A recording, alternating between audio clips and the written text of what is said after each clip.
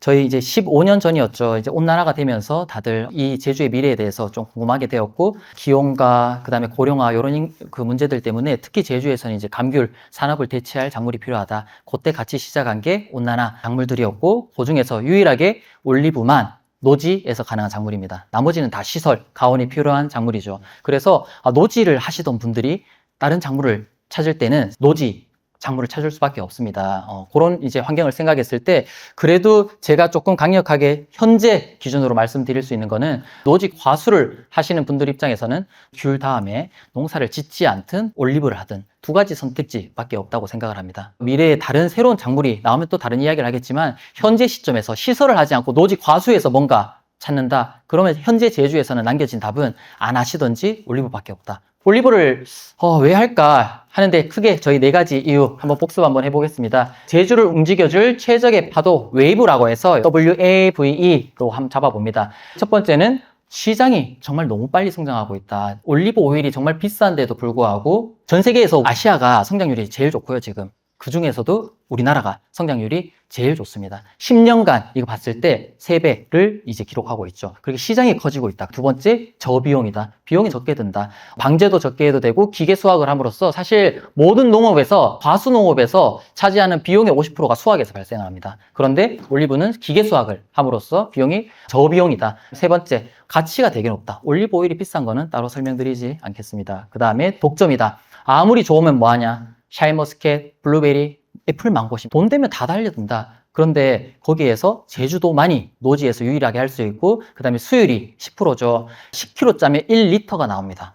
그래서 양이 모자랄 수밖에 없는 한계를 가지고 있어서 제주 올리브가 성공을 하고 재배를 많이 한다 하더라도 결국 그 희소성이 가격을 유지할 수 있는 베이스가 되는 거죠. 이제 노지 월동을 하다 보니까 시설비, 가온비가 들지 않습니다. 그리고 기계 수확을 하니까 인건비가 덜 들고요. 그리고 좋은 올리브 오일을 착유하는 데 필요한 조건, 완숙 전 미숙과를 수확합니다. 그러다 보니까 방제비도 적게 들고 탈락되는 그런 아이들도 이제 적죠.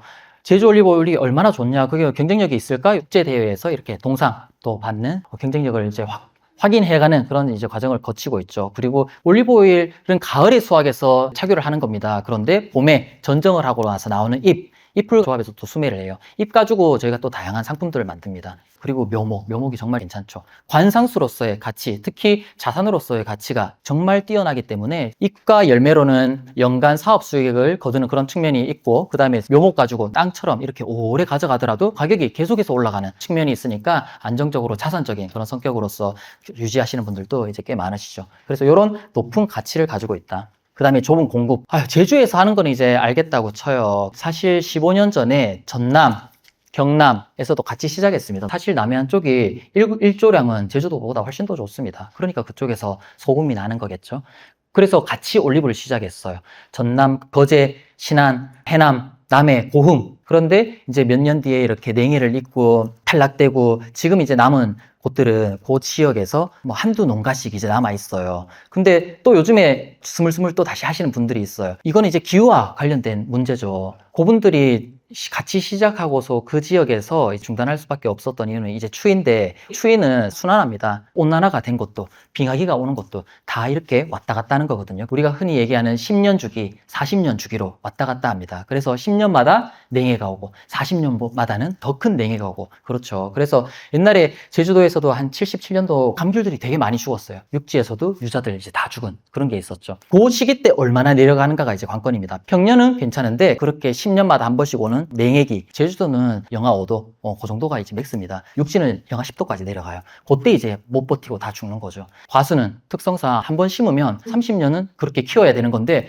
이렇게 소중하게 키운 나무가 단 하루 그 냉해에 있고 다 죽어버리는 거거든요. 몰라서 도전할지는 몰라도 그거 알면 도전할 수가 없는 거죠. 육지에서는 옛날에 시작해서 냉해를 잊고서 그만두셨던 분들은 이제 다 알아요. 그래서 다시 이제 도전하지 않는데, 몰랐던 분들이 지금 조금 날씨가 괜찮으니까 하면 괜찮겠지라는 마음으로 관심을 가지시고 이러신 분들도 있는데, 육지에서 하는 거는 리스크가 너무 이제 크다. 제주도는 암만 내려가도 5도. 근데 올리브의 그 내한성은 영하 10도까지 가거든요. 그리고 지금 이제 15년이 또 지나면서 저희도 품종을 픽했고, 제주도에서 나무 키우면서 나무가 얼어 죽은 케이스는 없어요. 과거를 기반으로 앞으로를 예측한다면 제주도는 계속해서 괜찮을 것 같다. 그래서 이런 좋은 우리 독점적인 상황을 계속 유지할 수 있을 것 같습니다. 네. 올리브는 이제 아시는 것처럼 생과를 먹을 수는 없기 때문에 무조건 가공과 체험을 이제 해야 되는 사업이고, 거기에서 뭐 생산하시는 분, 가공하시는 분, 서비스로 이어서, 아니면 또 민박에 하면서 올리브 컨셉으로 하시는 분, 다양한 이런 활용이 있는 것 같습니다. 특히나 제주도는 농업, 관광으로 굴러가는 그런 이제 섬이죠. 거기에서 관광 쪽으로 접목할 부분이 훨씬 더 이제 크죠. 지중해하고 경쟁하는 건 아니에요.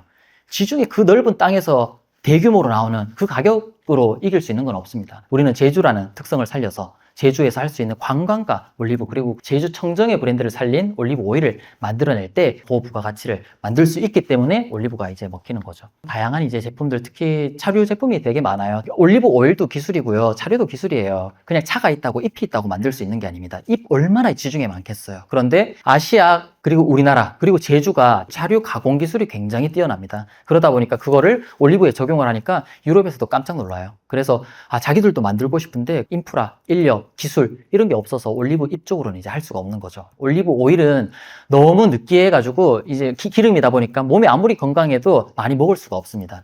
그런데 이 차류로 가면 언제든지 편안하게 먹을 수 있는 범위가 훨씬 더 늘어나거든요. 차류로 갈 때 건강기능식이라든가 화장품이라든가 이렇게 적용할 수 있는 범위가 이제 굉장히 올라가죠. 1년에 한 번씩 제주 올리브 연구 회원들이 다 준비해서 만드는 제주 올리브 축제도 매년 하고 있고, 저는 그 가운데서 이것저것 많이 해서 사람들이 너는 언제 보면 농부 같고, 언제 보면 가공업자 같고, 언제 보면 홍보하는 사람 같고, 너 하는 일이 뭐냐 이렇게 궁금해 하시는 분들이 되게 많은데, 저는 이런 분들을 다 같이 모아서 제주 올리브, 그리고 한국 올리브 산업을 좀 더 키워나가고 싶은 커뮤니케이터 역할을 이제 맡아가고 있습니다. 제주 올리브의 판로를 만들 수 있는 그런 밑작업을 지금부터 하고 있다고 생각을 하고 있습니다.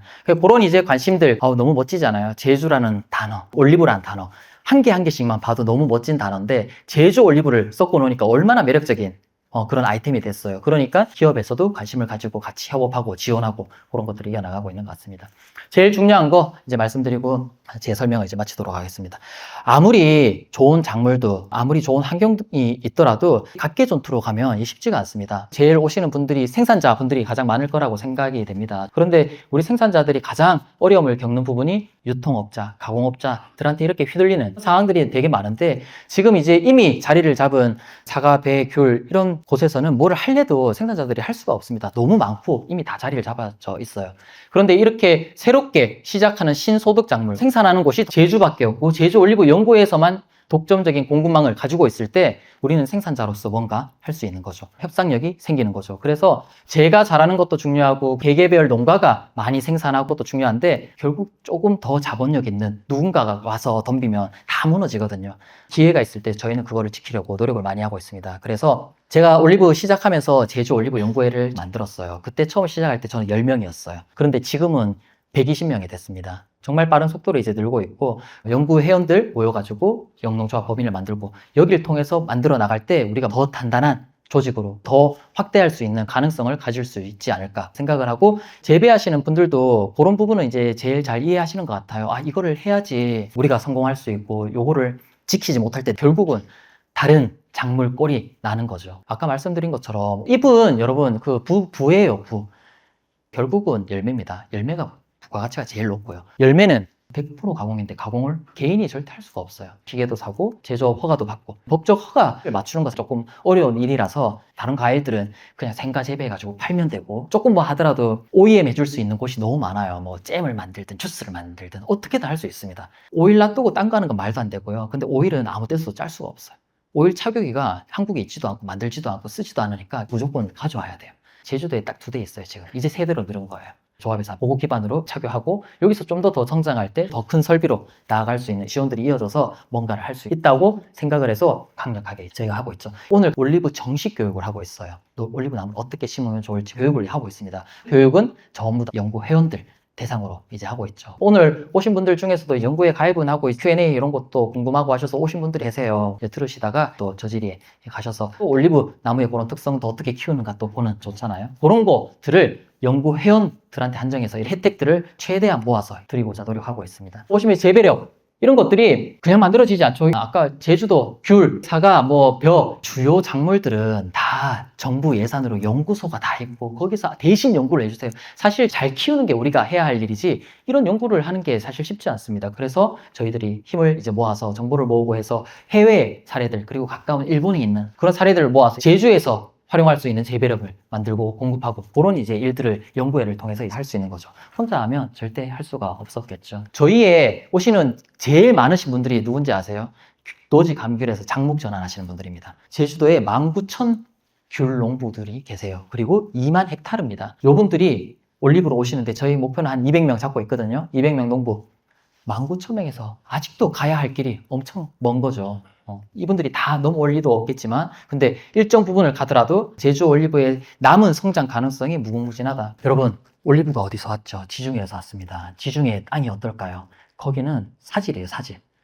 아무 영양도 없습니다. 척박한 땅에서도 수천 년간 살아오는 게 올리브 나무입니다. 종교적으로 노아의 방주에서 물이 다 차가지고 아무것도 없을 때 비둘기가 가서 뭔가 나뭇가지를 하나 물어와. 그게 올리브 나무 가지예요. 그렇게 어려운 환경에서도 살아남은 게 올리브 나무라는 거죠. 사실 땅 자체는 그렇게 문제가 되지 않아요. 저희 온난화 연구소에 있는 박사님들하고 이야기할 때도 어떻게 보면 우리나라가 훨씬 더 재배하기는 좋은 환경이다. 그 땅으로 보면 거기는 사실이라서 정말 아무것도 없는 건데 저희는 클레이죠. 기본적으로.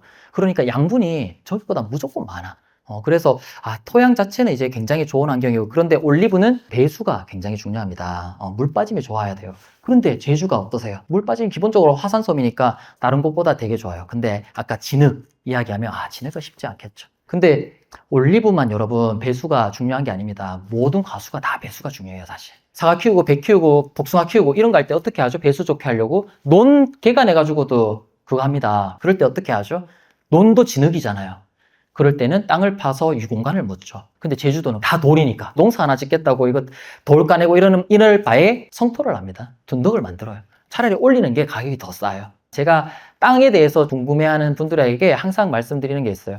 한 3주, 4주만 사가지고 심어 보십시오. 나무가 잘 자라고 안 자라고는. 해봐야 그걸 알지. 한 3, 4주만 사서 땅 여러 곳에 나눠서 심어 보십시오. 그러면 다 대번 알죠. 기본적으로 땅이 크게 중요하지는 않은 것 같다. 척박한 땅에서 너무 잘 자라서 우리나라가 훨씬 더 좋다. 배수가 중요하니까 신경을 이제 쓰면 좋을 것 같다. 시설에서 하시고 싶으신 분들이 좀 계세요. 저는 항상 똑같은 답변을 드립니다. 올리브를 하는 이유는 돈 벌려고 하는 겁니다. 경영은 인풋 대 아웃풋이 얼마나에 따라서 달라지는 거죠. 시설이라는 그런 인풋을 해놓고 아웃풋으로 노지 작물을 하시는 건 말이 안 된다고 생각해요. 시설 만들어 놓고 노지 감귤 하시는 거랑 똑같은 거예요. 그런 선택 하시겠어요? 그거 쉽지 않습니다. 근데 체험으로 녹이시는 분들이 또 다를 것 같아요. 육지에서도 올리브 합니다. 평택에서도 해요. 시설에 하면 다 가능하죠. 근데 거기는 재배 전문으로 할 수가 없어요. 올리브는 육지의 수도작이랑 비슷합니다. TV에서 올리브 밭은 누구나 한번 본 적 있죠. 지평선 너머로 끝까지 펼쳐지는 게 올리브 밭입니다.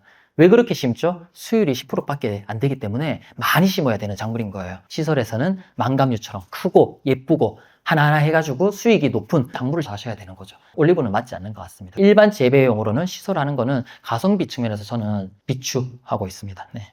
올리브는 와인과 비슷합니다. 품종이 정말 중요해요. 자, 올리브를 재배할 때 우리 그 생각의 포인트를 시장, 소비자에 맞춰야 되는 겁니다. 사는 사람 위주로 맞춰야 되는 거예요. 귤은 황금향인지 레드향인지 천혜향인지 구분 못해요. 뭔지 몰라요. 망감류. 그냥 큰 게 왔네. 요 정도 이제 개념인 거거든요. 그런데 와인 생각해 볼까요? 와인은 피노누아, 샤도네 품종에 따라 맛이 너무 달라서 내 취향대로 사갑니다. 근데 올리브 오일이 품종마다 맛이 다릅니다. 그래서 올리브 오일 결국 시장에 가면 나 이 품종 좋아하는데 요 품종 주세요.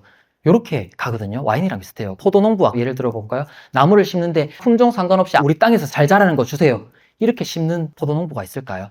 아무도 없습니다. 캠벨도 그렇고 샤인머스켓도 이제 품종을 보고 키우는 거긴 한데 올리브는 더 섬세하게 품종을 따집니다. 이거 한번 재배하면 10년 이렇게 키우셔야 되는 거잖아요. 나중에 후회도 어떻게 할 수가 없어요. 그래서 처음 할 때 품종을 정말 신경 써서 잘 골라야 된다. 강조해서 말씀드리고요. 그러면 어떤 품종을 심어야 되냐? 여러분 제 말을 다른 사람 말을 들을 것도 없이 시장에 가세요.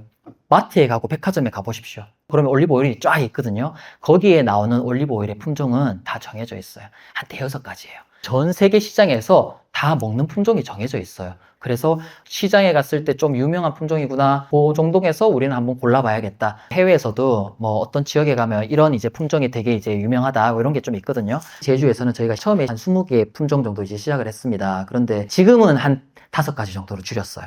이태리의 프란토에오 코라티나, 그 다음에 스페인의 비쿠알 아르베키나, 그리스의 코로네이키, 요 정도 이제 5개 주 품종으로 잡아요. 결국은 1개, 2개 품종으로 좁혀야 돼요. 그래야 지역 브랜드가 삽니다. 어쨌든 그 5개 거기서는 이제 걱정하지 않으셔도 될 것 같고, 올리브는 자가 수정이 아니라 타가 수정하는 작물입니다. 그래서 다른 품종을 심어야 돼요. 근데 가끔씩 아르베키나 품종처럼 이제 자가 수정하는 애들이 있어요. 하지만 그런 품종도 수분수를 다 심습니다. 왜냐하면 심어 놓으면 수확률이 올라가니까요.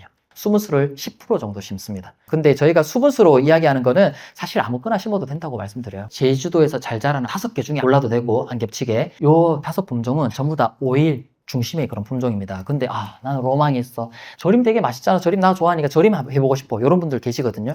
그런 분들은 대가, 체리만한 애들이 있어요. 그런 애들을 수분수로 10% 심어놔도 그것도 양이 적지 않기 때문에 그렇게 이제 또 조합하시면 수분수 역할을 하는 동시에 일정 부분은 절임을 또 담가볼 수 있겠구나 목표를 또 가지셔도 될 것 같습니다. 올리브를 수확하면요 90%는 오일입니다. 10%는 절임해요. 시장 상황이 이래요. 거기에 맞춰가는 이제 선택을 하는 게 필요하고요. 그 다음에 잎이 있죠. 잎이 나름 괜찮아요. 그래서 잎만 하시겠다는 분들이 있거든요. 근데 그분들은 어떤 선택을 하는지 아세요? 결국은 모든 농업은 대규모화, 기계화를 해야 살아남을 수 있습니다. 근데 차류 부분이 어떻게 농업하고 있죠? 제일 잘한 데가 녹차입니다, 녹차. 제주 녹차가 성공할 수 있었던 게 대규모화, 기계화 했기 때문이거든요. 저희도 똑같습니다. 올리브 잎을 지금은 어떻게 하냐면요. 지금 요 딱 시즌에 전정을 합니다. 전정을 하고 나서 그 나뭇가지의 잎을 다 떼요. 나 열매까지 잘 모르겠고 나는 잎차가 조금 더 가능성이 있어 보여. 이런 분들이 있어요. 그런 분들은 어떻게 재배하시냐면 차하고 똑같이 키웁니다. 그래야지 차 기계를 쓰니까요. 호주, 뉴질랜드에서 이미 그렇게 하고 있어요. 얘는 순이 1년에 4번, 5번 나거든요, 새순이. 수확을 계속 할 수 있는 거예요. 근데 99%의 농부분들이 어떤 선택을 하시냐면, 그래도 올리브는 열매가 고부가가지고 나중에 농사 어떻게 될지 모르겠는데 나무라도 나중에 팔아먹으려면 나무를 이렇게 정상 나무처럼 키워야 팔아먹을 수 있는 거지. 아까 녹차처럼 쫙 이렇게 라인식으로 가버리면 또 못 쓰는 거예요. 잎만 딱 하고 가는 겁니다. 근데 99%의 사람들이 나는 어쨌든 잎도 하고 열매도 하고 나무도 하고 싶다. 내가 나중에 뭐를 주려고 할지는 잘 모르겠어. 나는 나무만 팔 수도 있고 귀찮아 그냥 오일만 할래. 이렇게 할 수도 있고 잎이 그래도 좀 편하니까 잎만 할래. 이런 가능성을 가지시려면 제가 아까 말씀드린 5가지 품종에서 하셔야 돼요. 그래야 뭐라도 나중에 선택을 할 수 있는 거지 나중 되면 선택을 못 하세요. 품종이 진짜 중요합니다. 묘목 간격은 저희 5 곱하기 5입니다. 기본 5 곱하기 5인데 4 곱하기 4도 있고 6 곱하기 6도 있습니다. 그런 간격으로 심으시면 되시고 그 처음 심을 때는 다 남는 땅들이 많으니까 그 사이사이에 다 밀식해서 심으시고 나무 이제 또 파시고 계속 또 조석들 만들어 나가시죠. 근데 올리브 나무가 정말 빨리 큽니다. 그렇기 때문에 3년 키우면 빼내셔야 되세요. 4-5m가 올리브만 그런가요? 모든 작물이 요즘에 다 비슷합니다. 기계화, 자동화 를 하려면 그 간격을 벌릴 수밖에 없는 거예요. 여러분 올리브 왜 관심이 많으세요? 수익 많은 것도 좋은데 많은 인력 필요하지 않고 기계 쓸 수 있고 부담 없이 할 수 있는 작물로 생각했기 때문에 올리브로 오시는 거거든요. 근데 올리브 선택하고 나서 반대되는 그런 선택하시면 그럼 귤로 돌아가시는 거예요. 그 간격은 최소한 지키셔야 일하시기 편하게 하실 수 있다. 올리브 수확을 어떻게 하냐면요. 배추 수확기 아세요? 장대 같은 그런 기계를 가지고 드르르 떨어가지고 떨쳐냅니다. 근데 장대가 한 2.5m 정도 되거든요. 움직이질 못해요. 보통 팀을 이뤄서 한 나무가 이렇게 크면 4명이서 같이 털어요. 그러면 5분 만에 수확합니다. 한 나무에. 그렇게 할 수 있는 거를 좁게 하면 옛날로 돌아가는 거죠. 기온은 걱정하실 필요는 없어요. 습이 문제죠. 제주가 물이 많습니다.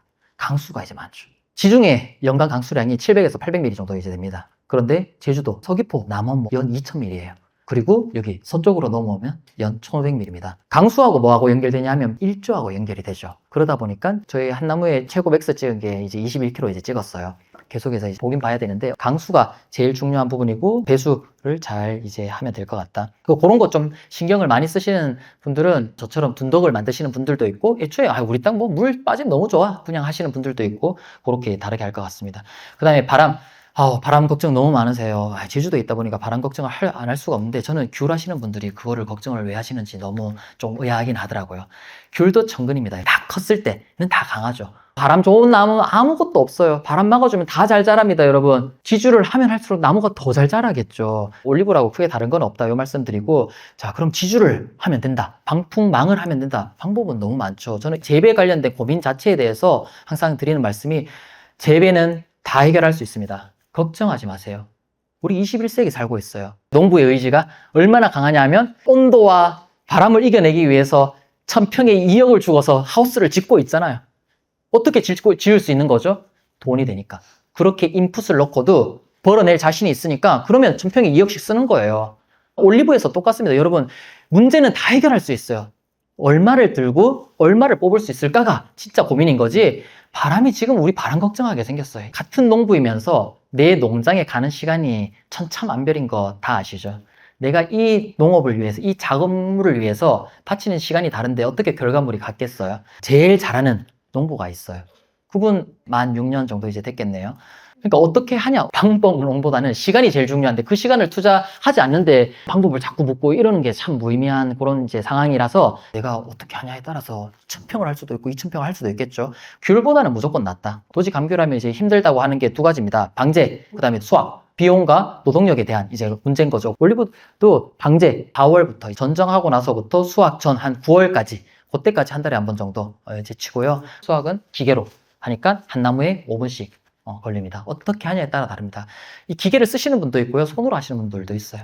이제 손으로 하시는 분들은 뭐 가치로 승부하시는 분들이에요. 핸드피킹 해가지고 정성을 들여가지고 따서 만든 올리브 오일입니다. 그거 바라고 하시는 분들도 있고요. 암만 그러더라도 나 이거 못한다. 기계로 빨리 하고 할래. 그런 분들은 이제 또 기계로 하니까 후딱후딱 이제 끝나겠죠. 농장 규모에 따라서 1000평 기계 한 대로 혼자서 하면 돼요.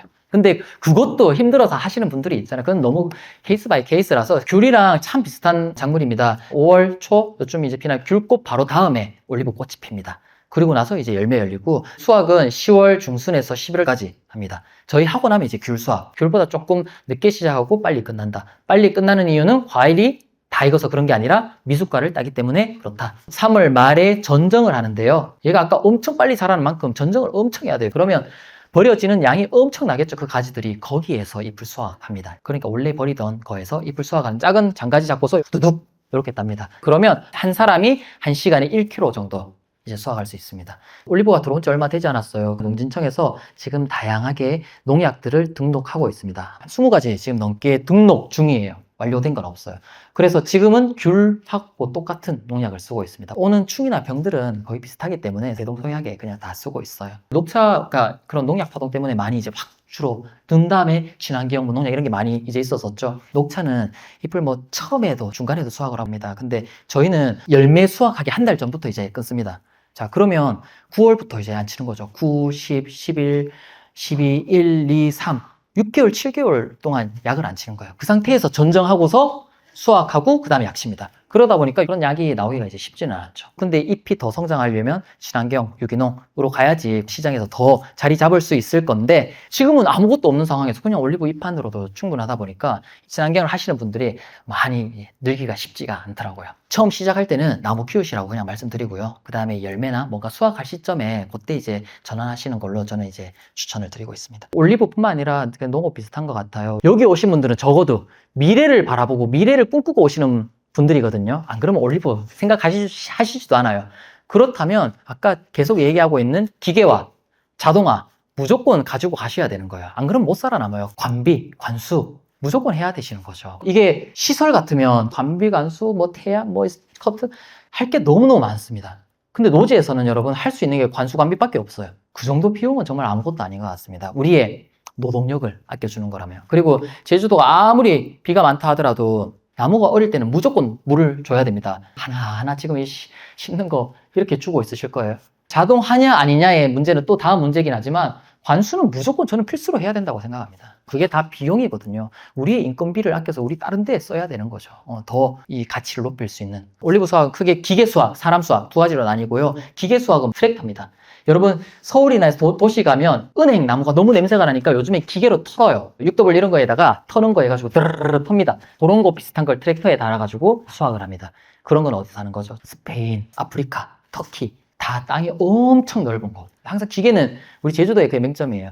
경지 정리가 안 돼 있다 보니까 큰 기계를 못 쓰잖아요. 현재 상황에서는 그런 트랙터식 터는 기계는 쓸 수 없습니다. 그러면 이제 남은 건 사람 수확입니다. 사람 수확은 크게 두 가지로 나뉩니다. 첫 번째는 사람이 어쨌든 가서 기계로 터는 거. 두 번째는 직접 손으로 따는 거. 이렇게 끌어내는 갈고리 같은 작은 도구가 있어요. 그걸로 이렇게 막 끌어내서 합니다. 전통적으로 다 그렇게 이제 했었었죠. 최대 수확기 아시죠? 10년에서 30년입니다. 올리브만 그런가요? 모든 과수 다 비슷하게 청년기가 다 있죠. 그때 최대 수확기입니다. 올리브도 3년생부터도 꽃 피고 열매 피고 합니다. 한 개, 두 개 이제 시작되는 거겠죠. 4년, 5년생 점점 늘겠죠. 근데 여기서도 이제 선택이 다 갈리는 거예요. 귤 하시는 분들도 마찬가지죠. 망감류 이렇게 심어서 4, 5년생 되면 이제 열리잖아요. 그거라도 좀 팔겠다고 수확해서 이제 파십니다. 근데 또 한편으로는 내가 그거 수확 바라고 지금 하는 게 아니야. 난 지금 나무를 키울래. 그래서 적과 적화 하시고 나무 키우시는 분들이 있죠. 올리브도 좀 마찬가지예요. 적어도 한 6, 7년생부터는 그래도 의미 있는 수확량이 나오기 때문에 그때부터는 거의 모두 이제 하신다고 보시면 되시고요. 최대 수확량은 기본은 이제 15에서 맥스 지금 21kg 이제 했고, 사실 저희에게 기본은 지금까지 10여 년간 동쪽 지역이었어요. 거기가 제일 오래됐거든요. 근데 동쪽 지역에 비가 많습니다. 요번에 21kg가 서쪽에서 나왔어요. 지금까지 15라고 이렇게 믿어왔던 것들이 제주 전역에서 이제 수확을 시작하면서 이게 더 성장 가능할 수도 있겠는데 생각하게 된 게 작년 이제 가을이었던 것 같아요. 가공을 어떻게 하고 뭐 어떻게 프로세스가 되는가 그거 이제 궁금하신 분들이 되게 많으신데, 요거는 이제 큰 로드맵에서 설명을 좀 드려야 될 것 같아요. 올리브는 생산을 하고 나면 결국은 다 이제 가공을 해야 됩니다. 가공 소와 가공 기계가 있어야 됩니다. 우선 단기적으로 지금 저희들이 하고 있는 방식은 생가를 수매합니다. 끝! 농부와 조합과의 관계, 거기서 끝이에요. 조합이라는 건 가입하시면 조합 출자금을 내고 농협이랑 똑같죠. 조합에서 수익이 생기면 거기서 배당을 받는 거죠. 조합에서 알아서 해. 나는 일단은 생가를 파는 데서 끊고 나가겠습니다. 그렇게 이제 생각하시는 부분이 제일 강하긴 해서 그렇게 지금은 이제 진행하고 있고요. 미래에는 유럽이랑 비슷하게 될 수밖에 없습니다. 소규모 농가들은 돈을 벌려고 하는 농사도 있는 거지만 내가 지금 땅이 있어서 땅을 놀려두기 싫고 약간 애매한 상태에서 그렇게 시작하시는 분들도 많습니다. 그래서 내가 어차피 올리브 오일이 좋다는 건 알고, 그러니까 내가 짜가지고 내가 먹을게. 그리고 남는 거는 조합에서 파세요. 지금은 선택은 없습니다. 그래서 단일하게 생가 팔고 끝. 조합에 가입하면 조합 배당금, 조합 가입 안 하면 거기에서 끝내고요. 미래는 선택할 수 있게. 내 것도 좀 따로 브랜드를 만들어서 팔아낼 자신 있어. 나 귤 지금 하고 있는데 귤 고객들이 있으니까 그 시점에는 좀 아직 멀었죠, 사실. 어쨌든 지금은 잎, 열매, 나무도 전부 다 조합에서 수매합니다. 다 삽니다. 근데 세 개 다 없어서 사실 못 사죠. 양이 딸려요. 찾는 수요보다 공급이 좀 딸리죠. 근데 저도 생산자로 시작하면서 저는 어쩔 수 없이 6차 산업을 되게 많이 하고 있는데 뭐 가공도 하고 서비스도 하고 있는데 정말 저도 지금 상황이 원했던 상황은 아니에요. 제가 농사를 처음 지으려고 마음먹은 이유는 누구나 다 이유가 있지 않겠어요. 저는 농사만 하고 싶어요. 그리고 그때 정말 전문성이 나온다고 생각을 합니다. 농업인은 농업이 하고 싶은 거고 농업을 할 때 제일 전문성이 나오는 거지, 농업인한테 가공도 하고 판매도 하고 서비스도 하고 이랬을 때 이미 가공이 업인 사람, 판매가 업인 사람, 유통이 업인 사람, 그 서비스가 업인 사람 이길 수가 없어요. 애매모호하게 뭘 하느니 나는 내 잘할 수 있는 거 잘하고 싶다 이런 건데, 이런 마음이 저는 되게 강한데 지금도 강하게 생각하고 있고, 그래서 조합 부분에서도 가공과 판매 부분을 저희가 강하게 좀 키워나가자고 하는 게, 여기에서 신소득 작물을 하기 위해서 하는 그런 도전가 이런 것들도 사실 쉽지가 않은데, 여기 또 이거 하면 알아서 팔아야 되고요, 알아서 가공해야 돼요, 이런 상황으로 하면 어떻게 할 수 있겠느냐. 그래서 누군가 선도적으로 하는 조합에서 그걸 한다면 거기를 더 전문성으로 가지고 가면 되는 거지, 모든 농가들이, 모든 생산자들이 그걸 다 하는 거는 전문적이지도 않고 우리의 확장을 위해서도 좋지 않다. 그래도 또 젊으신 분들이라던가 6차를 이미 하시고 계신 분들, 뭐 체험이나 그런 분들은 또 섞어서 하시면 되시죠. 네. 근데 저는 항상 가장 많이 적용되는 이야기를 하다 보니까 이렇게 이제 말씀을 드리고 있습니다. 자, 우리가 이제 가장 많은 분들 기준으로 하면 이제 노지 감귤에서 오셨습니다. 노지 감귤에서 평균 매출이 얼마죠? 1000평에 1800만 원입니다. 매출이에요, 순수익 말고. 그러면 우리는 그거보다 많이 벌 건가 적게 벌 건가가 기준이 되는 겁니다. 농사를 안 지을 건 몰라도 노지에서는 그렇습니다. 올리브는 1000평당 3,500만 원에서 4천만 원까지도 갑니다. 근데 그게 어떻게 해야지 되는지 아세요? 나무 안 팔아도 돼요. 잎도 수확하고요, 열매도 수확하셔야 됩니다. 그거 하면 되지, 왜 안 해? 그 돈 벌 수 있는데. 지금 이제 많이는 120 농가, 3월 달에 지금 엄청 심고 있습니다. 지금 원래 이제 17 농가가 있다고 말씀드렸죠. 거기에서 잎수확하는 농가가 몇 농가인지 아세요? 한 농가입니다, 한 농가. 아니, 돈이 되고 다 우리 살 테니까 하라 그래도 이게 귀찮고 이게 과소하면 난 저 열매를 하면 되지, 내가 거기서 돈 더 벌겠다고 잎까지 안 가시는 거예요. 그래서 그분이 나무 제일 잘 키우시는 분이에요. 아까 말씀드린 제주도에서 올리브 제일 잘 하시는 분. 투입하는 시간에 따라 저는 달라진다고 보는데 그분은 제일 열심히 하시거든요. 그래서 잎도 수확하고, 잎 수확 자기가 안 해요. 자기 안 해요. 인부 써야죠. 중국인들 해가지고 이렇게 다 합니다. 다른 분들도 하시면 돼요. 그렇지 않겠어요? 자기가 하는 게 아니잖아요. 근데 어쨌든 그런 선택대에서 많이 나뉘더라. 제가 말씀드리는 그런 수익은 그걸 다 할 텐데 그건 뭐 다 안 할 분들이 너무 많다. 그러면 여기 계신 분들도 대부분이 열매만 수확해서 판매하려고 하시는, 그리고 가공도 별로 관심 없고 열매 판매까지만 딱 끊으시려는 분들이 제일 많을 가능성이 되게 높겠다. 요런 이제 가정하에서 이제 말씀드리면, 자, 아까 계산 다 해보시면 되세요. 제가 거기도 뭐 말씀드리지만, 한 나무에 20kg 나온다고 좀 빼세요. 저희 나중에 보수적으로 다 빼시면 되니까. 한 나무에 20kg 나옵니다. 저희 수매가가 키로당 10,000원이에요. 그러니까 한 나무에 20만 원입니다. 근데 1000평에 130주 심을 수 있습니다. 130 곱하기 20kg 하시면 되죠. 근데 내가 가진 땅이 이제 필요하겠죠. 내가 가진 땅은 얼마고 거기에서 또 1000평에 또 130주 하시는 분들도 계세요. 5 곱하기 5 기준입니다. 130주는. 나는 창고도 있고 뭐도 있고 뭐 길도 있고 뭐 하다 보면 그런데 어쨌든 주수 곱하기 저희 수매가 말씀드렸으니까 그거 해서 그게 자기 매출이 되는 거예요. 근데 매출 무조건 계산해 보시면 감귤보다 무조건 많이 나옵니다. 그런데 여기서 중요한 거는 저희 항상 얘기하는 중소득 저비용. 매출이 많이 나오는 것도 중요한데 더 적게 쓰죠. 방제비, 수학비에서 들어가는 비용이 훨씬 낮습니다. 그러니까 그런 거 생각하면 순수익이 가장 중요한 건 순수익이거든요. 매출 중요하지 않습니다. 저기 뭐 딴작물 그렇지만 저기 망고 같은 거 엄청 돈 잘 벌었더라도 비용이 그렇게 많이 드는데 그거 매출이 무너지는 순간 비용은 그대로 갈 건데 그거 어떻게 감당하겠어요? 저비용이 노지 작물을 하는 가장 큰 이유 중에 하나라고 생각하는데 올리브는 저비용이죠. 저비용을 생각하시고 요 매출을 달성했을 때 내가 가질 수 있는 순수익은 뭘까? 이렇게 생각하시면 좋을 것 같고요. 근데 저희가 비용 숫자를 저도 하다 보니까 점점 말을 안 하게 되더라고요. 왜냐하면 누구는 약을 6번 치고 누구는 4번을 치고 누구는 수학을 또 막 안 하고 막 그런 게 있어요. 그래서 그거는 정말 자기 하기 나름이라서 저는 어쨌든 우리가 하고 있는 정확한 수매가, 그다음 주수당 나오는 그런 키로수 거기에서 정말 보수적으로 여러분 한 절반 깎아보세요. 절반 깎아도 저는 하실만 하실 거예요. 요거 플러스 요런 수익은 이제 사업 수익인 거죠. 아까 제가 말씀드린 그런 자산성 수익. 나무가 정말로 매력적입니다. 나무가 정말 가격이 너무 좋아요. 관상수로서 원예 시장에서 잘 나가기도 하고 나무도 마찬가지로 제주도밖에 못 키웁니다. 어떤 나무가 잘 나가냐 하면 큰 나무가 잘 나가요. 자, 과수 보세요. 과수는 30년 지나면 어떻게 하죠? 다 잘라서 버려야 됩니다. 새 나무 갱신해야 되죠. 그런데 올리브는 30년, 40년, 50년 그냥 계속 키웁니다. 올리브라고 수확량이 줄어들지 않는 게 아니에요. 근데 그거보다 나무의 가치가 훨씬 더 좋으니까 올리브 40년 된 나무, 50년 된 나무, 1000년 된 나무 그렇게 대를 물려주면서까지 할 수 있는 게 관상수로 가치가 엄청나게 좋습니다. 근데 그렇게 큰 나무를 키울 수 있는 거는 제주도밖에 없어요. 그 나무들을 누가 쓰느냐? 다 이제 상업에서 많이 씁니다. 펜션, 그 다음에 카페, 식당, 그 다음에 백화점, 갤러리 이런 상업 공간에서 사요. 농업도 경영이고 경영이라는 거는 항상 플러스만 볼 수가 없습니다. 하다 보면 마이너스도 볼 수 있겠죠. 이게 이제 경영이지 않겠어요? 근데 그럼에도 불구하고 모든 작물 올리브가 다 이거 갈 것 같으면 다 올리브 해야 되겠죠. 그렇게 말할 수 있는 사람은 아무도 없을 것 같습니다. 이런 굴곡이 있는 건데 굴곡이 우상향이 된다고 생각하시니까 이제 오시긴 하겠지만 그걸 떠나서 그거는 사업 소득인 거고 땅과 마찬가지로 나무의 가격이 자산적으로 계속해서 점점 올라가는 그런 베이스가 있기 때문에 좀 더 마음 편하게 올리브 농업을 할 수 있는 것 같습니다. 저희가 그래서 제주 올리브를 착유했을 때 시장에서 팔 수 있는 가격 10만 원에서 15만 원 이제 500ml 기준으로 보고 있고요.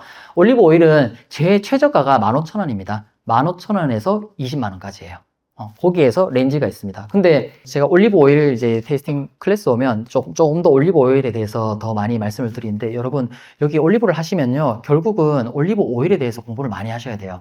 왜냐하면 그 시장이 이 시장이랑 저희 재배하는 거랑 연결이 되거든요. 생과는 내가 해서 생과 가격을 보면 되는 거죠. 생과 가격에 그래서 예민하시죠. 저기 가락에서 얼마에 팔리는가 다 예민합니다. 그런 것처럼 올리브를 키우시면 올리브 오일이 얼마가 되고 올리브 오일 마켓이 어떻게 되고 거기에 관심을 가지셔야 되는 거죠. 올리브 오일은요 퀄리티를 사실 여쭤보시는데 아까 뭐 저희 상도 받고 하는 건데 그 퀄리티는 저희 생산자 가공업자가 사실 정합니다.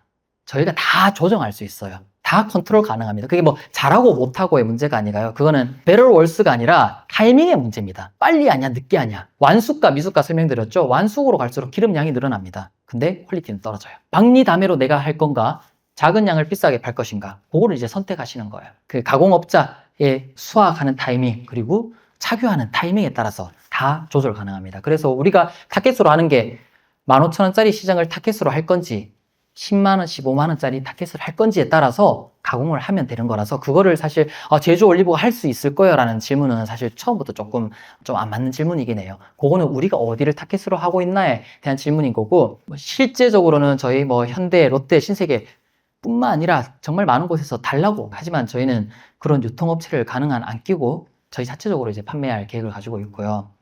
왜냐면 그렇지 않아도 없어서 못 파는 양이기 때문에. 그리고 그 양이 절대로 또 바뀌지 않을 거예요. 이런 상황이. 일본 저희 100년 해가지고 거기는 올리브 섬이거든요. 거기서 얼마나 많이 하더라도 거기에 한두 달 하면 다 팝니다. 자체 판매로 다 팔아버려요.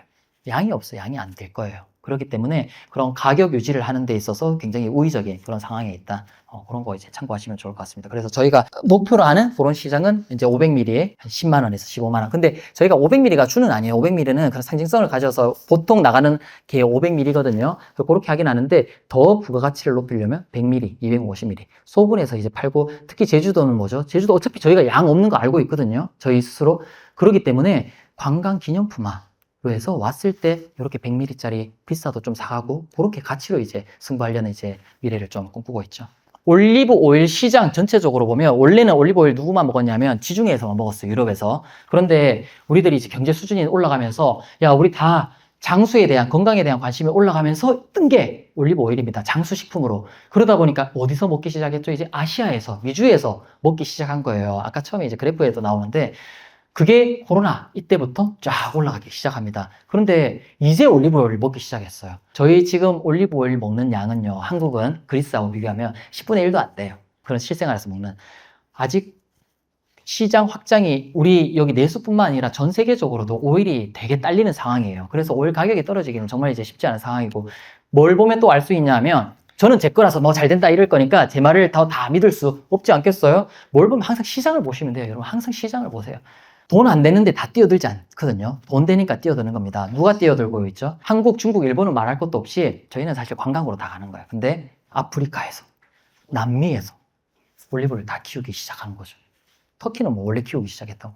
그런 나라에서 왜 키우기 시작해요? 그런 나라에서 뭐 키우는지 아세요? 아보카도 키우고 올리브 키우고 돈 되는 거, 거기 땅값과 인력이 엄청 싸잖아요. 거기서 다 하기 시작하는 거예요. 그래서 지중해, 지금 원래 귀종 강국들, 뭐 그리스, 스페인, 이태리 이런 곳에서 위기감을 겪고 있죠. 그러니까 이제 그쪽에서는 이제 싼 거 못 하는 거예요. 좀 더 비싼 거만 할 수 있는 프리미엄으로 점점 할 수밖에 없는 거죠. 그래서 저희 제주 올리브가 노려야 하는 그런 방향도 저가, 박리담회 이런 게 아니라 진짜 프리미엄급만 이제 노려야 되는 그런 이제 환경에 있습니다. 판로 확보도 아까 말씀드렸죠. 그건 조합을 통해서 일단은 여러분들 생산하시는데 생과에 대해서는 판로 하셔도 되고, 근데 요거는 정말 자유인 것 같아요. 저희가 뭐 조합에만 팔아라가 아니고 조합에서 수매를 한다 이런 기준인 거지. 내가 농협에 파는 거지만 내가 직거래가 나 더 좋아 이러면 직거래로 이제 할 수 있는 거죠. 근데 오일은 이제 쉽지 않은데 생과는 저희 키로당 4만 원 팔고 있거든요. 4만 원, 5만 원 이렇게 팔고 있습니다. 생과 누가 사는지 아세요? 직접 올리브 절임을 담그고 싶으신 분들, 그런 분들은 그 가격으로 지금 이제 판매가 되고 있어요. 그래서 그런 거 나 직접 할래? 그럼 그런 걸로 이제 또 가실 수도 있는 거죠. 근데 생과는 하여튼 선택을 하셔야 되는 거예요. 뭐 모든 걸 다 가질 수 없어요. 올리브가 좋은 이유는 생과 시장이 아니라서 좋은 겁니다. 생과 시장은 어떻죠? 예쁜 표피를 유지해야 되기 때문에 방제를 많이 하고 손으로 따야 되는 거예요. 그게 아니라서 올리브는 방제도 적게 다 따자마자 부셔가지고 올리브오일 착용하기 때문에 조금 먹어도 흠이 나도 괜찮기 때문에 방제도 덜 해도 되고 기계로 수확을 하는 겁니다. 근데 아까 생과 절임 시장은 또 완전 달라요. 절임 어떻죠? 여러분 사먹는 절임에 한번 알 보셨어요? 거기 흠이 있으면 될까요? 하나도 있으면 안 돼요. 그러면 손수확해야 돼요. 그 다음에 약 쳐야 돼요. 귤하고 똑같은 패턴을 갈 수밖에 없는 겁니다. 그래서 저는 개인적으로 뭐 가격이 좋은데, 그래서 저희도 4만 원 얼마나 좋은 가격이잖아요. 귤가 4만 원. 너무 좋지 않아요? 그런데 점점 하시다가 생각이 다들 많아지시더라고요. 그 생각을 하면 선별을 해야 돼요. 그런 과정들까지 하면서 이게 4만 원이 그냥 4만 원이 아니야. 다 대가가 있다. 4만 원을 버는 거는 좋은데 그만큼 내 노력과 인력을 투입해야 되는 거니까 그건 이제 선택이신 거죠. 네, 그렇습니다. 근데 전반적으로 올리브를 하시는 그런 이유에서는 이제 절임이 사실 정확히 매칭되지는 않는다. 근데 그럼에도 불구하고 돈 많이 벌고 싶으면 그렇게 하신다. 저희는 주요 작물이 아닙니다. 그래서 올리브를 한다고 뭐 지원해주고 이런 거 없어요. 그게 좀 아쉽긴 합니다. 왜냐하면 항상 비교를 해야 돼요, 여러분. 비교 대상이 없으면 상대적인 거라서 상대적인 박탈감인데, 거제나 신안 이런 곳에서는 올리브 지원을 해줘요. 올리브 키우려고. 거기는 먹고 살 게 없잖아요.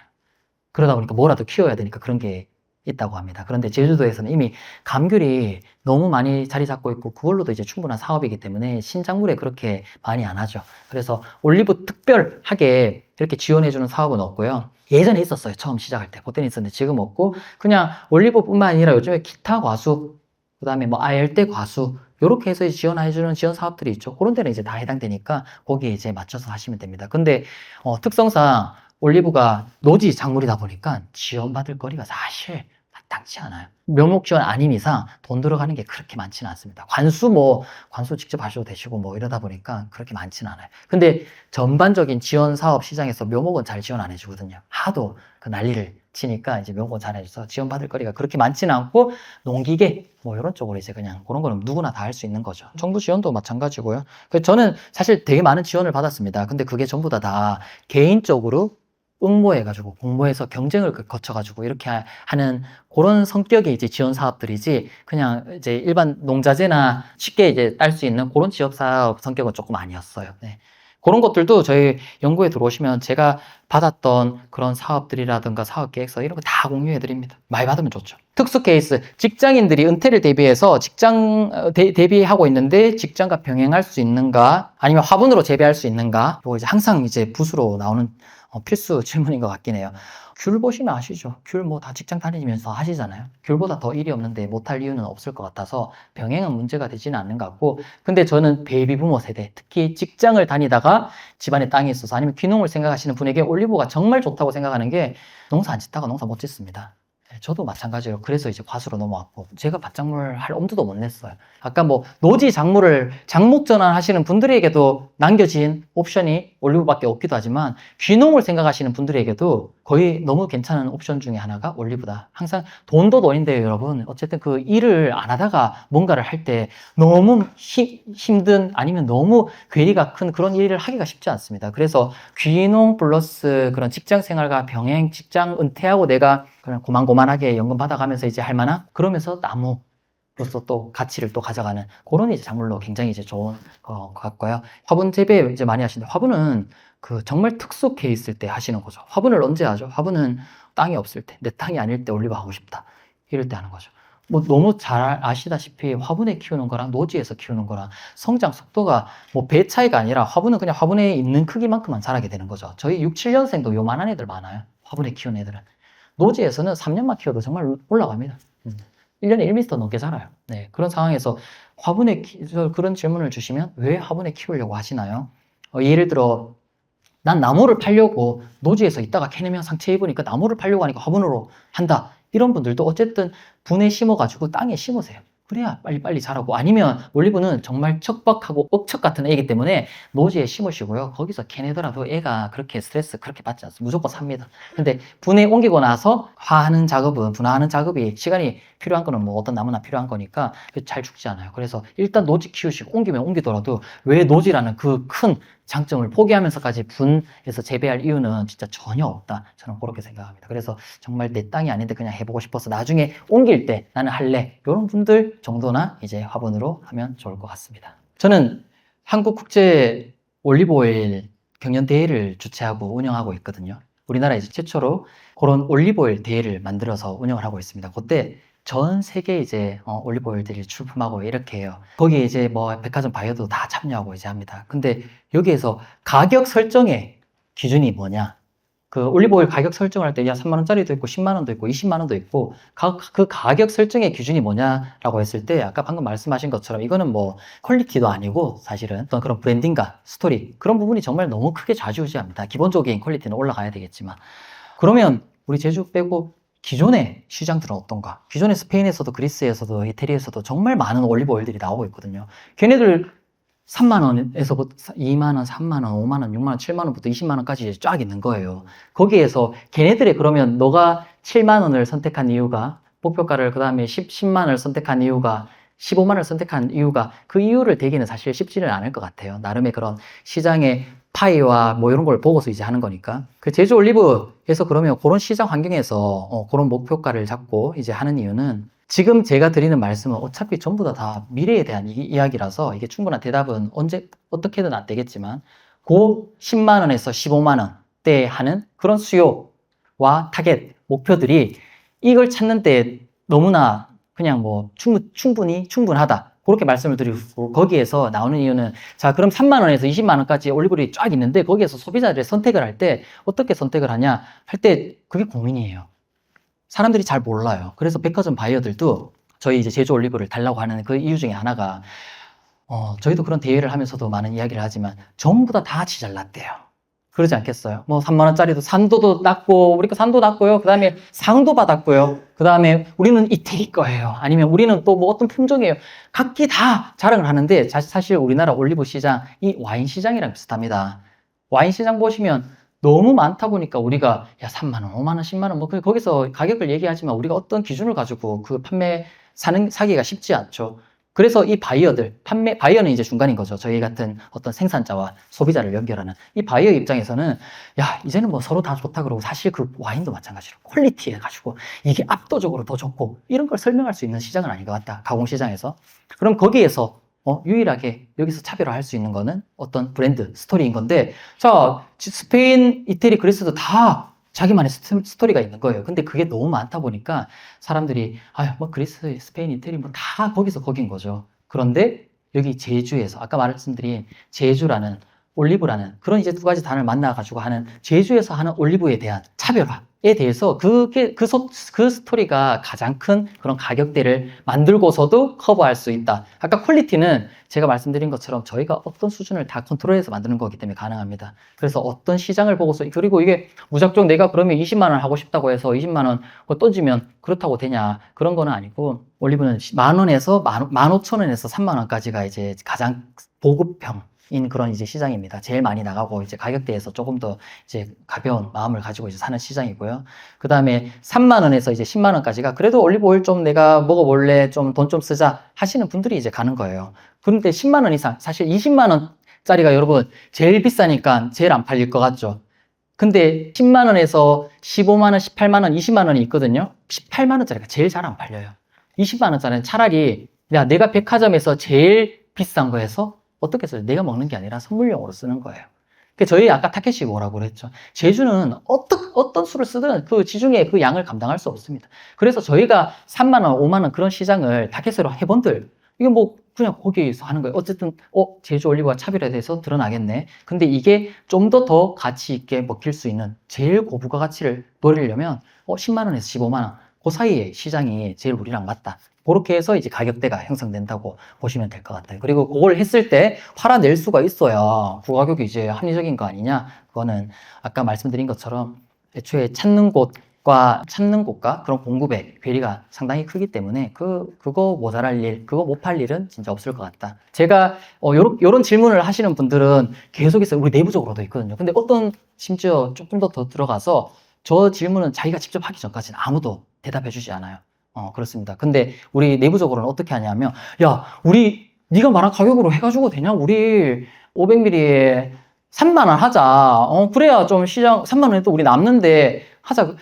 사람마다 이런 경영 전략이나 이제 가치가 정말 너무나 달라서 생각이 정말 너무 다양한 것 같아요. 그래서 제가 바라보는 미래를 여러분들한테 말씀드리고, 제가 이끌어 가려고 하는 그런 목표를 이제 말씀드릴 수는 있는 건데, 여기에서, 야, 5만 원은 되고, 7만 원 되고, 그 다음에 15만 원은 안 돼요. 이런 이제 그런 세부적인 이런 것들은 사실 모르겠어요. 20만 원도 저는 제일 중요한 건 사람인 것 같습니다. 누가 20만 원을 하냐에 따라 달라지는 거고, 아무리 제품이 좋고 양 많다고 해봐요.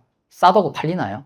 그래서 그런 부분에 대해서는 사실 얘기를 하기가 이제 쉽지 않기 때문에 그런 부분에 대해서 논의하기는 쉽지 않고, 대신에 우리가 목표하는 시장의 특성에 대해서, 그리고 그게 제주 올리브가 먹힐 건가에 대한 그런 설명을 하는 걸로 그냥 대체할 수밖에 없을 것 같아요. 저희가 매년 정말 괄목할 만한 성과를 이루고 발전해 나가고 있거든요. 그래서 작년 말에 가장 큰 성과가 법적으로 허가된 제조 가공업소를 하고, 이제 거기에서 이제 법적으로 허가된 판매할 수 있는 그런 이제 올리브 오일을 만드는 그런 이제 기반 여건을 갖춘 게 우리의 이제 성과였어요. 그래서 올 가을부터 그게 나가기 시작하고, 또 뭐 올 가을은 또 처음이니까 또 그렇다고 쳐요. 한 2년 뒤면 제가 말씀드린 게 저게 진짜니까 해도 되겠다라고 판단하시면 되시고, 그때 봐서 야, 그게 안 이루어지네. 그래서 계속해서 서로 검증해 나가는 그런 이제 단계를 거쳐 나가면 될 것 같아요. 사실 누구도 답을 줄 수는 없습니다. 네. 그래서 근데 가장 좋은 거는 제가 지금까지 여러분하고 지금 이제 만나는 것처럼 지금까지 했던 거를 보고서 저 10년 전에 했을 때도 마찬가지였어요. 10년 동안 10명이 계속이었습니다. 늘지가 않았어요. 10년 동안. 10년 처음 시작할 때 거의 10명이었거든요. 근데 10년 동안 늘지가 않았어요. 근데 그 상황에서 저도 그 선배님들이 하는 걸 보고, 여기에서 어떤 부분을 좀 더 키워나가야 되겠다 해서 지난 5년간 열심히 했었고, 근데 그 5년간도 아까 2025년도에 17명이었어요. 조금씩 이렇게 늘었어요. 근데 제가 뭐 갑자기 뭐 유튜브 한번 해가지고 이렇게 다 사람들이 올까요? 사람들 그렇게 다 라이브 하지 않죠. 그동안에 이뤄놓은 성과들 보면서 검증해 나가면서 얼마나 잣대가 높아요. 다 알죠? 저도 뭐 하나 살 때 그런데 여기에 정말 몇 천만 원씩 나의 미래를, 나의 농지를, 내 미래 소득을 담보하고서 어떤 투자를 해야 되는 건데 얼마나 깐깐하게 따지겠습니까? 그리고 따질 때 원래 자기가 하는 일은 더 깐깐하게 따지기 쉽죠. 그러니까 그 치열한 잣대에도 불구하고 오늘 계속해서 오늘도 마찬가지고 이렇게 많은 분들이 관심을 가지고 보러 오시는 거는 사실 관심은 행정에서도 요 많은 분 여기 일반인들도 다 알고 있었어요. 왜냐하면 10년 동안 그냥 있었던 건 아니니까. 제주에 올리브 있네. 여기 계신 분들도 되게 많으실 거예요.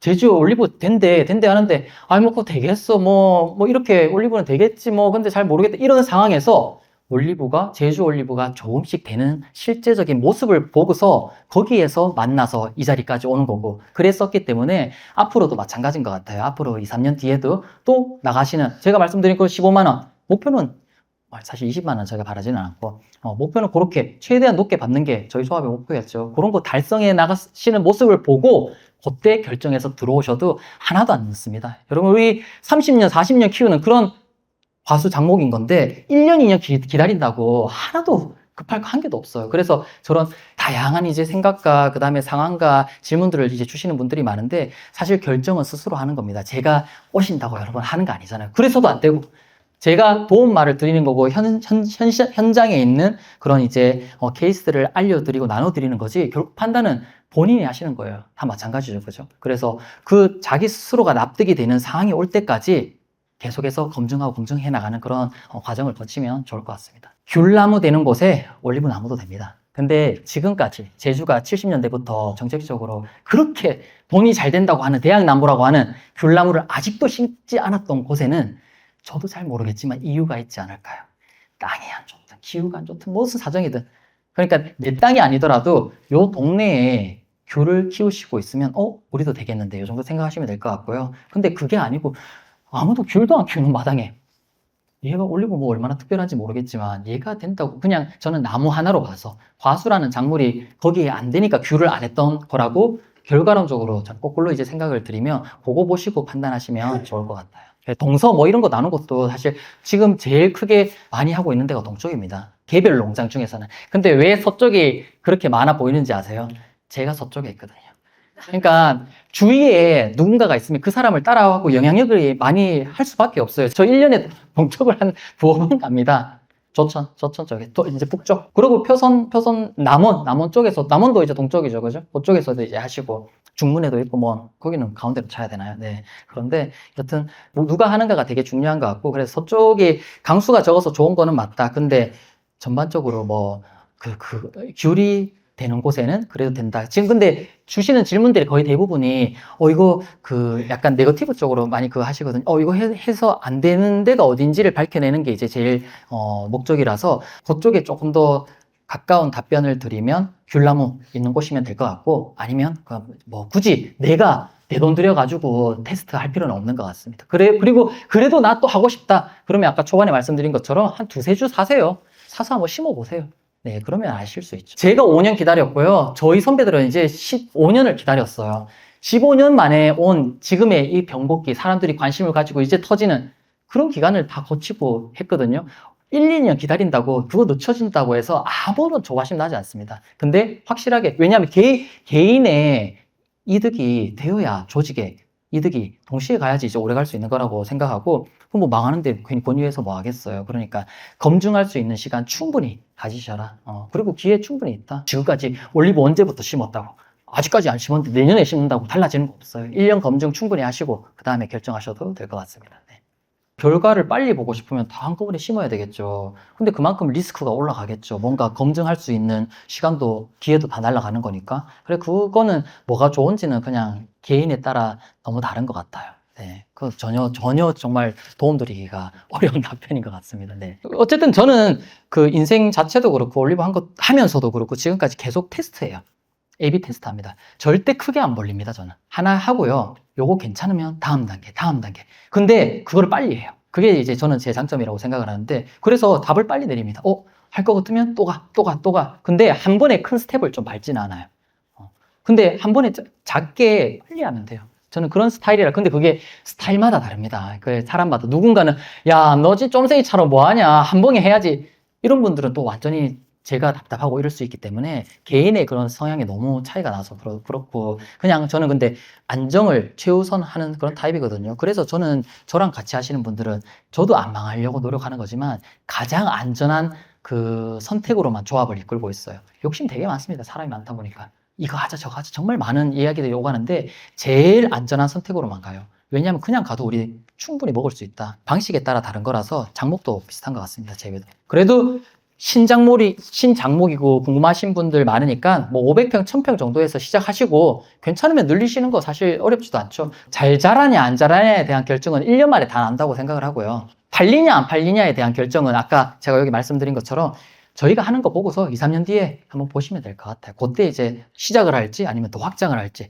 그런 거 이제 보시면 될 것 같습니다. 그리고 아까 기후하고 약간 비슷한 문제인데 장기적으로 제가 뭐 30년 뒤에 40년 뒤에 제주에서 올리브가 어떻게 될 겁니다. 이런 말씀을 드리기는 진짜 어려울 것 같아요. 기후도 모르는 마당에. 그런데 단기적으로 지금 이 상황에서는 저는 5년, 10년은 무조건 제주 올리브가 잘 될 거라고 생각해요. 왜냐면 지금 이제 한번 불어온 그런 바람이 있고 그다음에 거기에 추진하는 또 세력들이 있기 때문에 그 정도는 되는데 요 시점에서 제일 중요한 게 제일 잘 되는 게 뭔지 아세요? 여러분 잘 아시죠? 묘목입니다. 묘목. 나무입니다. 나무가 귀해요. 제가 업자가 아니기 때문에 원래 업자 같았으면 나무를 쫙 몇십만 주 주문해놓고 자 올리브 붐을 일으키자. 자 팔아. 이제 빠져. 이렇게 하는데 그 생각 없이 그냥 올리브 좋아서 하다 보니까 야, 이렇게 사람들이 막 몰려오니까 나무가 모자란 거예요. 저희가 전국에 있는 나무 다 끌어들였습니다. 그래서 지금 막 이제 공급하는데 이제 그 제일 큰 이제 주력으로 신경을 쏟고 있는데 나무 심으시고 만약에 안 된다 그러시면 저희 다 살 자신 있어요. 예. 그러니까 그런 거 하기에도 테스트 하기에도 되게 좋죠. 1년, 2년 심어봐요. 저희 심으시면 보통 이제 2년, 3년, 4년 이런 것이 이제 심으시거든요. 저희 그냥 심기에 4, 5년생, 6년생 그런 것들 다 심습니다. 네. 그러니까 만약에 테스트했다가 나 이거 아닌 것 같다. 이런 상황에서도 나무를 다시 팔기에도 되게 좋은 지금 환경이죠. 그런 단기적으로 되게 흐름을 탄 그런 상황이니까 요거는 사실 제가 뭐 이렇게 디테일하게 얘기할 필요는 없는데 팁으로 오늘 오셨으니까 말씀드려봤습니다. 농약 관련해서 아까 재배력 보시면 저희 달별로 어떤 약 쳐야 되는지 사실 다 나와 있어요. 근데 저 재배력은 저희 네이버 카페에 가면 누구든지 받을 수 있거든요. 네이버 카페에 제주 올리브 연구회 쳐보세요. 나중에 가입하시면 저 받을 수 있습니다. 그거 보시면 되시고 전반적으로는 근데 저희 약을 안 치면 안 쳤지 치면 2개 같이 칩니다.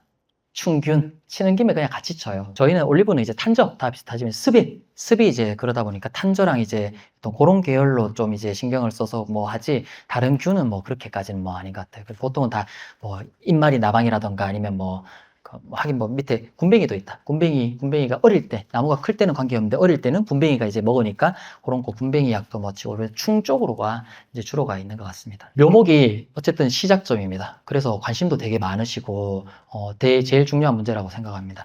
제가 5년 전에 올리브 시작했을 때 제가 4년생 샀었거든요. 4년생인가 5년생인가 정확하게 모르겠는데 4년생 정도 산 것 같아요. 한 키에 이 정도 되는 거. 저는 한 주에 한 15만 원, 16만 원 주고 샀습니다. 여러분 한 주에 15만 원 주고서 몇 평 하실 수 있으세요? 여기서 한 10% 빼고 다 나가실 것 같아요. 근데 그런 상황이 제주 올리브의 확장이 어려웠던 그런 이유라고 저는 생각을 했어요. 근데 나무라는 게 뭐 지금도 많이 없긴 하지만 개인적인 이해하고 조직의 이해하고 조금 다를 수 있거든요. 근데 제가 이걸 하면서 제 땅은 1,500평밖에 안 돼요, 여러분. 그래서 저는 올리브를 하면서도 올리브의 태생적인 한계가 있기 때문에 나는 재배로 돈 못 벌 거야. 그리고 내가 나 돈 못 벌 거야. 가공한 사람들 그 공장이 돈 버는 거지. 그래서 저는 재배와 가공의 꿈을 버렸어요. 그럼 내가 성공할 수 있는 거. 근데 올리브에 대한 가능성은 확실하게 생각을 했었거든요. 그러면 올리브 이 분야에서 다른 조직 말고 내가 살아남을 수 있는 방법은 뭐냐? 나는 판로 확보, 그 다음에 이 시장 파이를 키워야지. 우리가 살아남을 수 있다. 그래서 내가 살아남을 수 있다. 그렇게 생각을 했어요. 그래서, 어쨌든 아이템에 대한 그런 강한 이제 확신을 가지고 있었기 때문에 얘를 어떻게 해야 잘 확장할 수 있을까가 되게 이제 고민이었어요. 그래서 그걸 보여드리기 위해서 판로도 만들고 가공도 하고 직접 이제 다 했었던 거죠. 근데 아무리 이렇게 하더라도 나무 가격이 잡아주지 않으면 절대 확장할 수 없습니다. 아까 제가 샀었던 15만 원 이렇게 해가지고는 15만 원, 10만 원에도 안 사요.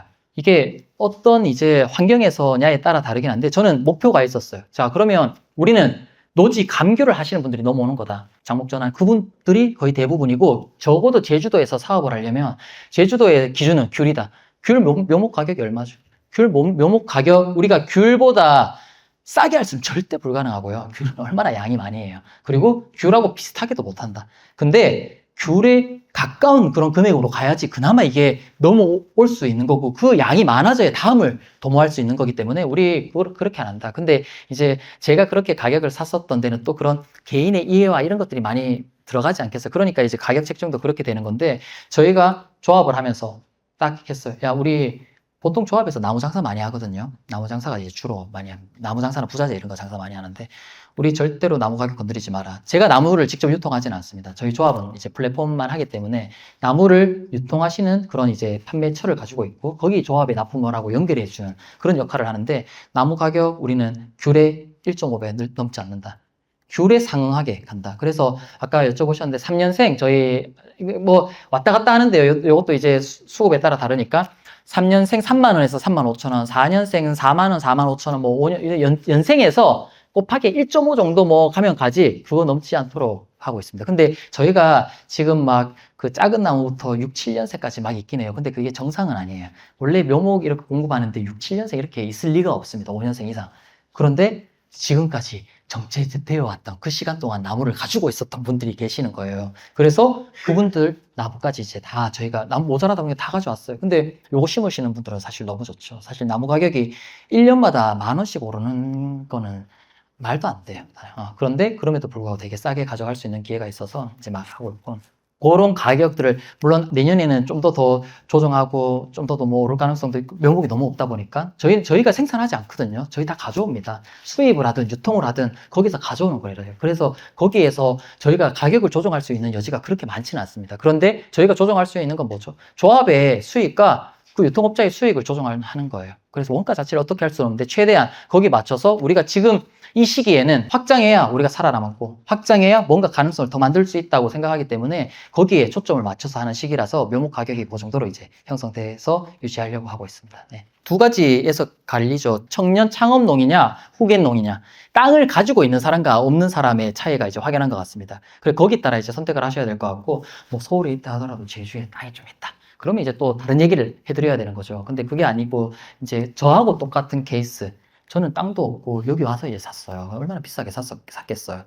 그런 청년 창업농으로서 할 수 있는 선택은 정해져 있습니다. 저하고 똑같아요. 재배도 안 되고 그 다음에 가공도 안 될 거예요. 그러면 유통, 판로, 재배하더라도 재배를 하기는 하는데 나의 중점, 내가 끝까지 살아남고 경쟁력을 가지고 갈 수 있는 거는 나의 컨텐츠.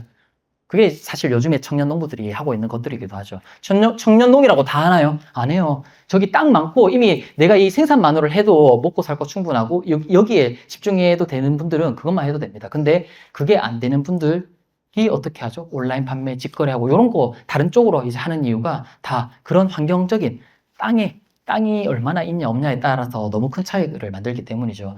땅이 작으면 내가 아무리 잘하더라도 제가 1500평에서 아무리 생산을 하더라도 제가 30kg 만들더라도 남들 20kg 만드는데 30kg 만들더라도 10,000평 있는 사람 어떻게 이겨요?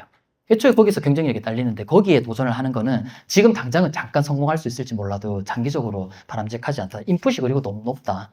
땅값에 지금 쏟아부어야 하는 그런 금액이. 그래서 청년농이고 올리브에 대한 가능성을 저처럼 똑같이 봤다면 할 수 있는 건 정말 너무 많은 것 같아요. 조합도 잘 팔아야 되죠. 말씀 주시는 것처럼. 그거를 제일 잘 파는 사람을 제일 좋아하지 않겠어요? 결국은 모든 건 다 유통, 판로 여기에 관련된 거고 그거를 얼마나 잘 살려줄 수 있는 사람이 언제나 필요하기 때문에 저희는 이제 거의 수수료 체계입니다. 조합에서는. 예를 들어 나무 팔아도 수매가라기보다 5만 원에 팔면 조합 수수료 10%, 저희는 거의 10%입니다. 조합 수수료 10% 합니다.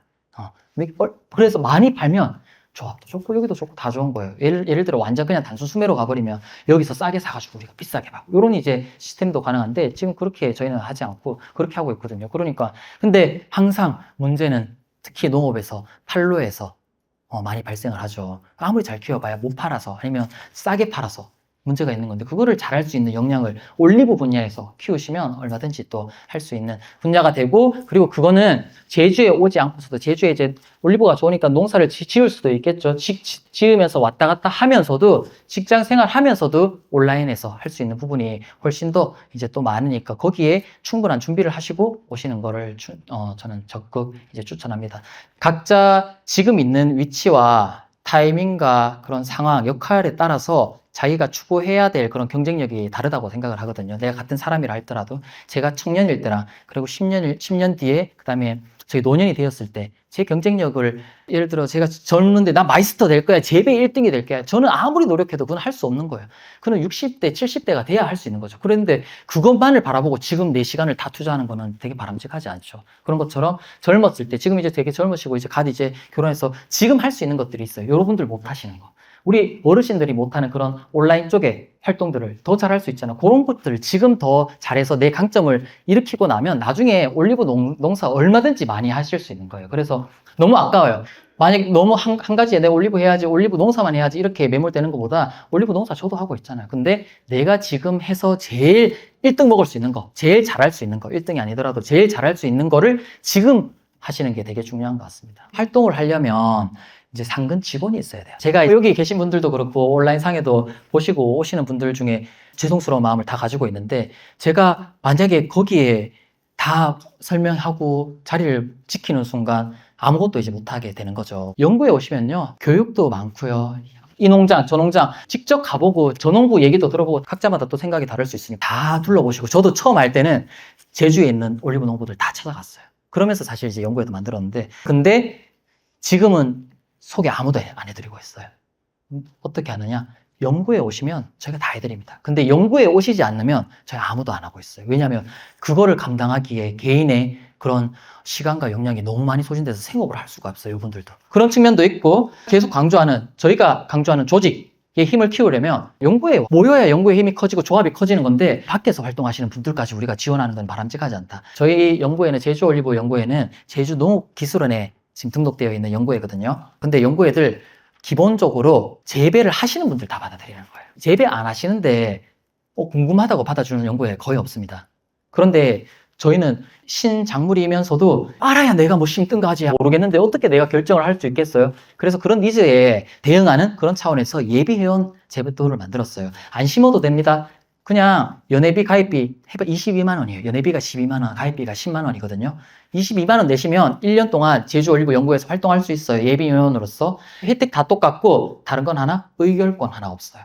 근데 뭐 의결권 지금 생각할 그런 게 아니잖아요. 그죠? 그래서 누릴 수 있는 교육, 소개 다 해드립니다. 근데 내가 그렇게 알아보는데 연결 고리를 갔는데 22만 원입니다. 우리가 시간과 노력과 땀과 이런 큰 투자를 하는데 사실 나무 한 번 사면 몇백만 원, 몇천만 원 그냥 가버려요. 22만 원이 투자하기 어려운 그런 마음을 가지고 있는 분에게 정보를 오픈하고 우리의 마음을 열고 시간을 투자하고 싶지 않은 거죠. 연구의 조합 생산자 조직이 기본적으로 되게 폐쇄적입니다. 그래야 지키는 거예요. 그래서 정말 뭐 이렇게 고민하고 나 혼자서 알아보고 이러는 시간도 중요하긴 한데 거기에는 한계가 분명히 있기 마련이고 연구에 가입하십시오. 그거야말로 가성비 제일 좋은 투자예요.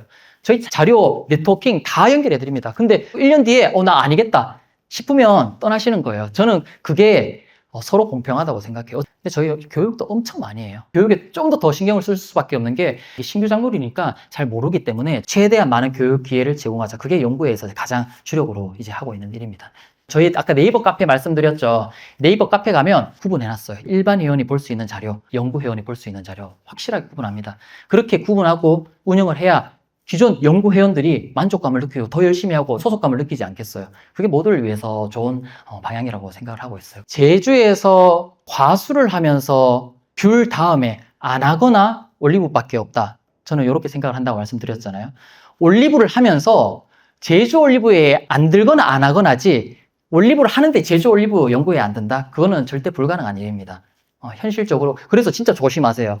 제주 올리브 연구회가 저희가 만들어진 지도 오래되기도 했지만 제일 수도 많고 정보도 많고 그 다음에 그런 조합까지 이런 빵빵하게 이렇게 되고 차교를 할 수 있는, 그런데 나는 이제 가수라서 거기서 이제 생각해버리면 다른 가수처럼 이제 그 가공을 생각 안 하시고 내 이거 귤도 직거래, 개인 직거래하고 뭐 다른 것도 할 수 있으니까 나 혼자서도 그냥 하다가 하면 되지. 이런 생각 하시는 분들이 있거든요. 근데 올리브를 안 하면 안 했지. 하시면 무조건 들어오셔야 돼요. 안 그러면 나중에 팔로 자체가 없습니다. 생가를 팔기가, 생가는 사실 아까 뭐 4만 원 하는데 그게 얼마나 가겠어요. 그렇게 갈 수 없습니다. 결국은 오일입니다. 오일로 짜셔야 돼요. 거기에서 거의 대부분의 모든 수익을 거두셔야 되는데 거기를 감당하는 거. 그 다음에 수매하는 곳은 수매를 하더라도 아까 여쭤보시는 가장 많은 그런 여기서 할 수 있을까? 가능할까? 그런 것들을 만들어내는 게 여러분 물론 저희의 노력과 전문성도 중요하지만 숫자가 정말 큰 힘입니다. 사람이 많아야 뭐라도 할 수 있어요. 저희가 뭐 열심히 했죠. 10명이서. 그래도 시간이 되게 많이 걸립니다. 근데 10명이서 열심히 하는 거랑 지금 이제 100명이서 200명이서 열심히 하는 거랑은 너무나 큰 차이를 가지고 있죠. 그래서 어딘가에 속해서 그걸 누릴 수 있을 때 누리는 게 되게 중요하다. 첫 번째. 그리고 이런 생각도 하시는 분들이 있어요. 내가 이제 나무 심어봐야 이제 3년생인데 나 수학하려면 그래도 4, 5년 걸릴 것 같은데 그때 가서 가입하면 되지 않을까? 이제 첫 번째로는 일단 그 재배 관련된 이제 도움을 못 받는 게 조금 아쉬움이 있고, 나 이미 기존에 나무 잘 키우는데 그거 못 하겠어. 이 나무가 별거라고. 그렇게 해서 하실 수 있을 것 같아요. 첫 번째는 뭐 그렇다고 쳐. 근데 두 번째에서 이제 걸리실 거예요. 그러니까 저는 공평한 걸 좋아합니다. 근데 공평이 모든 사람한테 모든 기회를 똑같이 주는 게 공평이라고 생각하지는 않아요. 그게 뭐 공평인지 공정인지 뭐 단어는 정확히 모르겠지만 제가 생각하는 공정은 자기가 투입한 만큼 투입한 시간과 노력과 마음만큼 돌려주는 게 공정하다고 생각을 합니다. 근데 그게 어디서 나오냐면 우리는 조합 예를 들면요. 조합 출자금 100만 원입니다, 저희. 더 많이 내시는 분들이 이제 배당을 많이 받아가시겠죠? 근데 출자금이라는 건 돌려받는 겁니다, 나중에. 그러면 여기에서 어떻게 기여한 바를 해가지고 할 거냐? 저희는 들어오는 순서대로 다 책정합니다. 그래서 수매의 우선순위, 교육의 우선순위, 나중 되면 이제 가공의 우선순위, 모든 거의 우선순위를 다 그런 활동 플러스 활동을 얼마나 많이 오시나 뭐 그런 것도 중요하지만 제일 중요한 거는 가입 순서예요.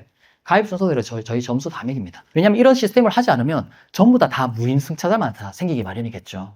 그래서 아무것도 없을 때부터 시작하셨던 분과 나중에 다 이루고 나서 나중에 오시는 그런 분과 똑같은 혜택을 주면 되겠어요? 똑같은 배당을 주면 될까요? 저는 그렇게 생각하지 않거든요. 그래서 그런 인센티브 시스템이 확실하게 갖춰져야 개별적으로 더 열심히 할 수 있는 아니면 개별적으로 더 기여할 수 있는 환경이 만들어진다고 생각하기 때문에 저희 근데 그 중에서 가장 강조하고 점수를 많이 드리는 게 가입 순서예요, 순서. 그런 거 생각하시면 나중에 그런 이제 상황이 몇 년 뒤에 이제 하면 그때도 다 가능하죠. 근데 저희는 디테일하게 뭐 계획이지만 그것까지 다 있습니다. 그 조합 원에 대한 수매 수수료율, 조합 안에서도 우선순위에 대한 수수료율, 조합이 아니더라도 연구회라고 다 조합원이 아니거든요.